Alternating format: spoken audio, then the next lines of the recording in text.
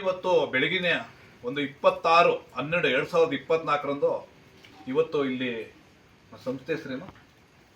MBVS MBVS ಅಲ್ಲ, MBVS ಅನ್ನೋ ಸಂಸ್ಥೆಯಲ್ಲಿ ಒಂದು ಗದಗ್ನಿಂದ ಬಂದಂತಹ ಕಾರ್ಮಿಕರು ಏನು JCB ಆಪರೇಟರ್ನ ಮಾಡ್ತಾ ಇರ್ತಾರೆ. ಅವರು ರಾತ್ರಿ ಸುಮಾರು 11:30 ಕೂಡ ನಾವು CCTVನ ಚೆಕ್ ಮಾಡಿದ್ವಿ. 11:30 ಕೂಡ ಎದ್ದು ಹೋಗಿದ್ದಾರೆ, ನೀರು ತಗೊಂಡ್ಬಂದಿದ್ದಾರೆ. ಆದರೆ ಬೆಳಗ್ಗೆ ಒಂದು 8 ಗಂಟೆ ನಂತರ ಅವ್ರನ್ನ ಗಾಡಿಗೆ ಡೀಸೆಲ್ ಹಾಕ್ಸೋದಕ್ಕೆ ಅಂತೇಳಿ ದಿನೇಶ್ ಅವರು ಎಬ್ರಿಸಕ್ಕೆ ಹೋದ್ ನೋಡಿದಾಗ ಅವರು ಬಾಗ್ಲನ್ನ ತೆಗ್ದಿಲ್ಲ. 2-3 ಸಲ ಪ್ರಯತ್ನ ಪಟ್ಟಿದ್ದಾರೆ, ಡೋರೆಲ್ಲ ಬಡಿದ್ದಾರೆ, ಫೋನ್ ಮಾಡಿದ್ದಾರೆ. ಯಾವುದಕ್ಕೂ ಕೂಡ ಅವರು ಸ್ಪಂದಿಸ್ತಾ ಇದ್ದಂಥ ಸಂದರ್ಭದಲ್ಲಿ ಮತ್ತೆ ಡೋರನ್ನು ಅಳ್ಳಾಡಿಸಿ ಚಿಲ್ಕ ಲೈಟಾಗಿ ಓಪನ್ ಆದಮೇಲೆ ತೆಗೆದು ನೋಡಿದಾಗ ಅವರು ಕೆಳಗಡೆ ಹಾಸಿಗೆಯಿಂದ ಕೆಳಗಡೆ ಬಿದ್ದಿರ್ತಾರೆ. ಅವ್ರು ಹೋಗಿ ಅವ್ರನ್ನ ಎಬ್ರಿಸಿ ಬಾಡಿಯನ್ನೆಲ್ಲ ಅಳ್ಳಾಡಿಸಿ ಚೆಕ್ ಮಾಡಿದ್ರು ಕೂಡ ಎಷ್ಟು ಎಬ್ರಿಸಿದ್ರು ಎದೊಳಲ್ಲ.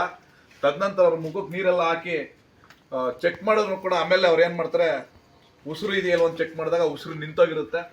ಗಾಬರಿಗೊಂಡ ತಕ್ಷಣ ಅವರ ಸಂಸ್ಥೆಯವರಿಗೆ ಸಂಬಂಧಪಟ್ಟವ್ರಿಗೆ ಅವ್ರ ವಿಷಯವನ್ನು ತಿಳಿಸಿ ತದನಂತರ ಏನು ಬಸವರಾಜ್ ಇವತ್ತು ಮೃತ ಹೊಂದಿದ್ದಾರೆ ಕಾರ್ಮಿಕರು, ಅವ್ರ ತಮ್ಮ ಕೃಷ್ಣ ಅವ್ರಿಗೆ ಅವರು ಮಾಹಿತಿಯನ್ನು ಕೊಟ್ಟು ಅವ್ರ ಕೃಷ್ಣ ಅವರು ಗದಗ್ನಿಂದ ಬೆಳಗ್ಗೆ ಬರೋದಕ್ಕೆ ಇಷ್ಟೊತ್ತಾಗಿದೆ. ಇವಾಗ ಬಂದು ಅವರು ಕೂಡ ಹೋಗಿ ನೋಡ್ಲಾಗಿ ನಾವು ಎಲ್ಲ ಕೂಡ ಏನು CCTVಯನ್ನು ಪರಿಶೀಲನೆ ಮಾಡಲಾಗಿ ಯಾವುದೇ ಅಹಿತಕರ ಘಟನೆ ನಡೆದಿಲ್ಲ. ಅವರು ಸಹಜವಾಗಿ ಮರಣ ಹೊಂದಿದ್ದಾರೆ ಅಂತ ಭಾವಿಸ್ತಾ ಅವರೆಲ್ಲ ಅವ್ರ ಕುಟುಂಬದವರೆಲ್ಲ ಒಪ್ಪಿರೋದ್ರಿಂದ ಆ ಒಂದು ಕಾರ್ಮಿಕ ಇಷ್ಟು ದಿನ ಈ ಸಂಸ್ಥೆಯಲ್ಲಿ ದುಡ್ದಿರೋದಕ್ಕೆ ಒಂದು ಮಾನವೀಯತೆ ದೃಷ್ಟಿಯಲ್ಲಿ ಈ ಒಂದು ಸಂಸ್ಥೆಯ ಮಾಲೀಕರು ಇಲ್ಲಿ ಇಲ್ಲದೇ ಇರೋದ ಕಾರಣ ಅವರ ಪರವಾಗಿ ಅವರ ಸ್ನೇಹಿತರಾದಂತಹ ಸುಬ್ಬರೆಡ್ಡಿ ಮತ್ತು ರಾಜು ಸರ್ ಅವರು ನಿಂತು ನಮ್ಮ ಸ್ನೇಹಿತರು ಹೊರಗಡೆ ಹೋಗಿದ್ದಾರೆ, ಅವರು ಬರೋದಕ್ಕಾಗ್ತಾಯಿಲ್ಲ, ತುಂಬಾ ದೂರದಲ್ಲಿದ್ದಾರೆ ಅಂತೇಳಿ ಅವ್ರ ಕುಟುಂಬಕ್ಕೆ ನಾವು ಮಾನವೀಯತೆ ಮತ್ತು ಅನುಕಂಪ ಆಧಾರದ ಮೇಲೆ ಅವ್ರ ಮುಂದಿನ ಭದ್ರತೆಗೋಸ್ಕರ, ಯಾಕೆಂದ್ರೆ ಈ ವ್ಯಕ್ತಿ ಇವತ್ತು ದುಡಿದಿದ್ರೆ ಅವರ ಕುಟುಂಬವನ್ನ ಸಾಕ್ತಾ ಅವ್ರ ತಂದೆ ತಾಯಿನ ನೋಡ್ಕೊಂತ ಇದ್ದ. ಈ ವ್ಯಕ್ತಿಯಿಂದನೇ ಅವ್ರ ಸಂಸಾರ ಕುಟುಂಬ ನಡಿಬೇಕಾಗಿತ್ತು.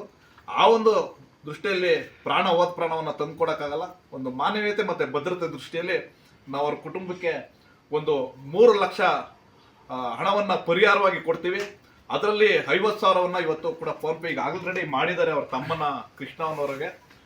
ಉಳಿದ ಒಂದು 2.5 ಲಕ್ಷವನ್ನ ಇನ್ನು ಒಂದು 10ರಿಂದ 15 ದಿನಗಳಲ್ಲಿ, ಅಂದ್ರೆ 10ನೇ ತಾರೀಕು ಒಳಗಡೆ ಒಂದು ಚೆಕ್ನೆಲ್ಲ ಹಾಕಿ ಪೋಸ್ಟ್ಮನ್ ಚೆಕ್ ಮಾಡಿ ಹಾಕಿಕೊಟ್ಟು ದಿನಾಂಕವನ್ನು ಹಾಕಿ ಅವ್ರಿಗೆ ಚೆಕ್ಕನ್ನು ನಾಳೆ ತಲುಪಿಸ್ತೀವಿ ಅಂತ ಕೂಡ ಒಪ್ಕೊಂಡಿದ್ದಾರೆ. ಹಾಗಾಗಿ ಎಲ್ಲರೂ ಒಪ್ಪಿ ಇದು ಸಹಜ ಮರಣ ಅಂತೇಳಿ ಎಲ್ಲರೂ ಕೂಡ ಇಲ್ಲಿಂದ ಮೃತರ ಒಂದು ಅಂತ್ಯಕ್ರಿಯೆಯನ್ನು ನಡೆಸೋದಕ್ಕೋಸ್ಕರ ಅವರ ಒಂದು ಸ್ವಗ್ರಾಮಕ್ಕೆ ಗದಗಕ್ಕೆ ತಗೊಂಡೋಗಿ ಒಪ್ಕೊಂಡಿದೀವಿ.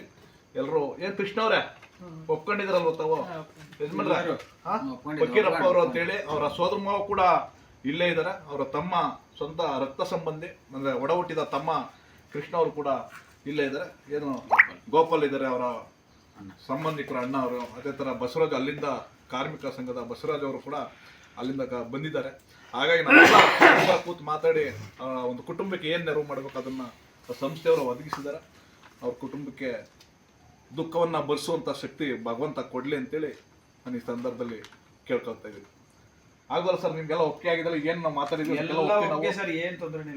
ಮುಂದೆ ಆ ರೀತಿ ಏನಾದ್ರೂ ಅವರು ಈ ಹಣವನ್ನ ಕೊಡದೇ ಸಂದರ್ಭದಲ್ಲಿ ಅದು ಮುಂದೆ ನಾವು ಏನು ಕಾನೂನು ರೀತಿಯಲ್ಲಿ ಇದು ಮಾಡಬೇಕು ಅದನ್ನ ಮಾಡ್ತೀವಿ. ಧನ್ಯವಾದಗಳು.